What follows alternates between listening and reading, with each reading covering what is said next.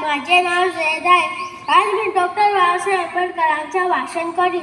तुम्ही शांत चित्ताने ऐकावे ही माझी नम्र विनंती. दीनदलितांचा उद्धार केले जीवाचे रान, भारतीय राज्यघटनेचे शिल्पकार ते लिहिले भारतीय संविधान. दीनदलितांचा उद्धार केले जीवाचे रान, भारतीय राज्यघटनेचे शिल्पकार ते लिहिले भारतीय संविधान.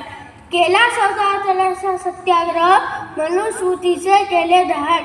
केला 14 तळाचा सत्याग्रह, म्हणून स्मृतीचे केले दहन.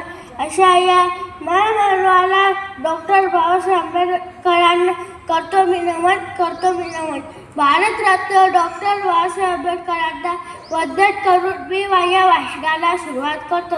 कोण होते डॉक्टर बाबासाहेब आंबेडकर? डॉक्टर बाबासाहेब आंबेडकर याचा नावाचा अर्थ बाणेदार स्वभावाने बारीकीने अभ्यास करणारे, सातत्यपूर्ण धर्माचे हेतुज्यांचा सर्वसामान्यांचा विकास असा बदल समाजात घडून आणणारे, आनंद सर्वसामान्यांचा जीवनी आणला.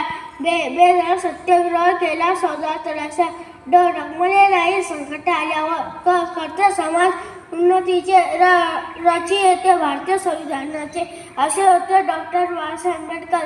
डॉक्टर बाबासाहेब आंबेडकरांचा जन्म मध्य प्रदेशातील मऊ या गावी 14 एप्रिल 1871 रोजी झाला. त्यांच्या वडिलांचे नाव रामजी तर आईचे नाव भीमाबाई.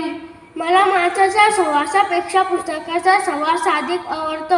शिक्षण हे वाघीचं दूध आहे, आणि जो प्राशन करील तो वाघासारखा गुळगुळ्याशिवाय राहणार नाही, असे मानसिक विचार त्यांनी सांगितले. शिका, संघटित व्हा आणि संघर्ष करा हा क्रांतिकारी संदेश त्यांनी सर्वसामान्यांना दिला. भारतीय संविधान लिहिण्याचे महाकार्य डॉक्टर बाबासाहेब आंबेडकर यांनी केले.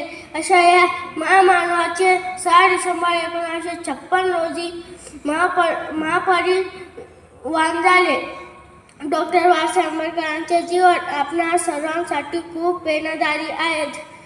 जगावं कसं, अन्यायाविरुद्ध लढावं कसं, संघर्षातून घडावं कसं, वादळासमोर उभं राहावं कसं आणि शिक्षणातून संपूर्ण साकार करावं कसं, हे आंबेडकरांनी स्वतःच्या कृतीतून आपल्याला सर्व जगाला दाखवून दिले. जय हिंद, जय भारत.